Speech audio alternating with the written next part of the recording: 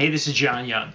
Now, one of the things is you're getting ready to tackle some of these after the holidays projects in the house. You know, you had people over and you're thinking, gosh, I should do this. We've got some time. Things are a little bit slow here in January. So you want to tackle some projects. And the question becomes, well, where do I start? This is a video for those of you who, if you've got a ton of power tools and tools, this isn't a video for you. This is for those of you who are like, I don't even know where to start. What do I buy first that's going to give me the best bang for the buck? And that's what we're going to talk about in this video.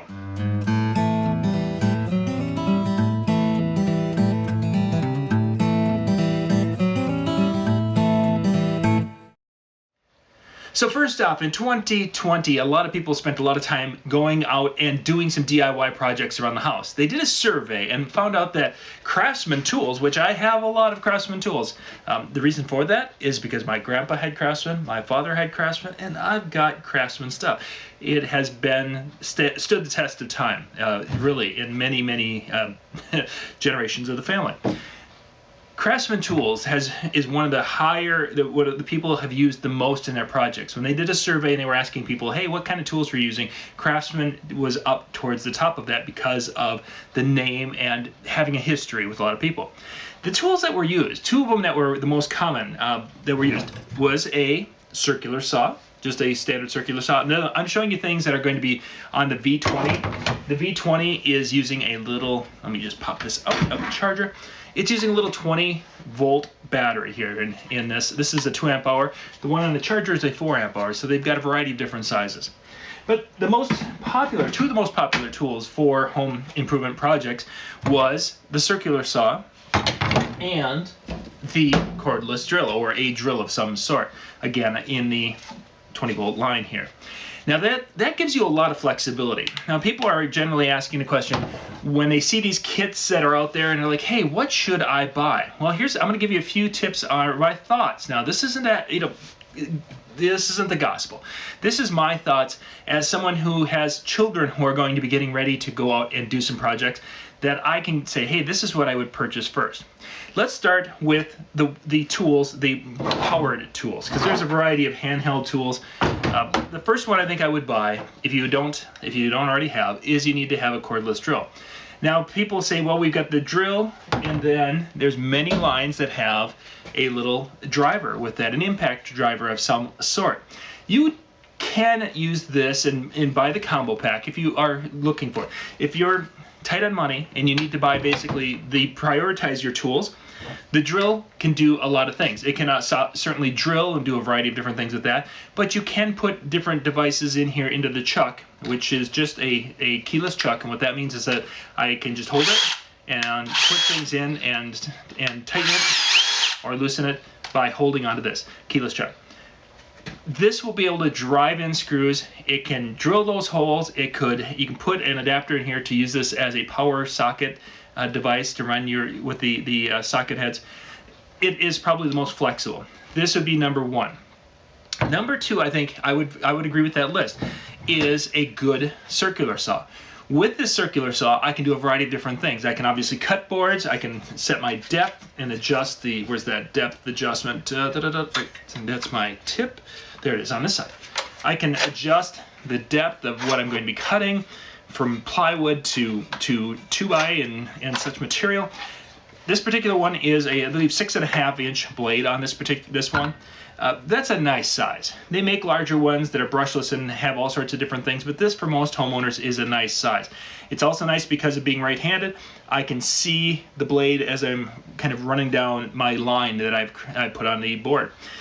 This is a great second tool, but one thing I would recommend, no battery by the way, is when you're working with tools and saws, take a moment to check and make sure that the blade is square with the bed as you're going to be going across. Now you'll see that there is a little gauge right here in the front that allows you to tip it and get it so it's adjusting for angles. But one of the most frustrating things as a beginning person cutting with these saws is that you put the little quick square, you put that up against the bed and the blade, and make sure that your cut is going to be square. If it's not, none of your projects are going to turn out very well. It's going to be kind of a chaotic mess. So take a little time to get familiar with the saw. make sure it's square, cut a piece of scrap, and then check and make sure that it is square. Because you can run the piece of scrap on there, you can put this on the bottom of it and put this over on the edge of it and see if it's a true cut, squared that way and squared that way, and it'll help tremendously on making sure that you have a better quality project. So the first two tools right here. Now that we can get into blowers and all lights and all sorts of different things.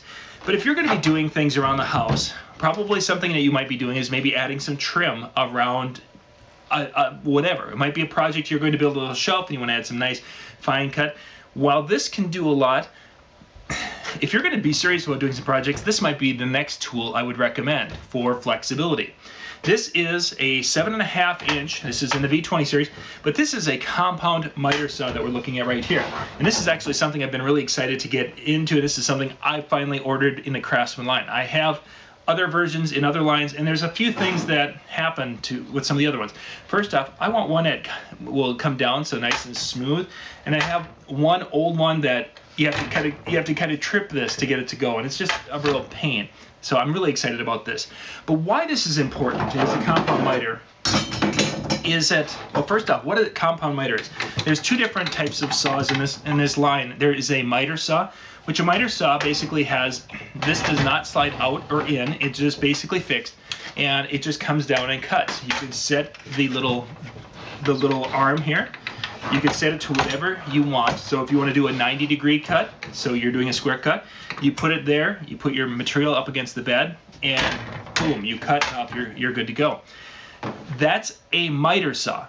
A compound miter has these little sliders on the back, so you can come out and be able to cut more with your task.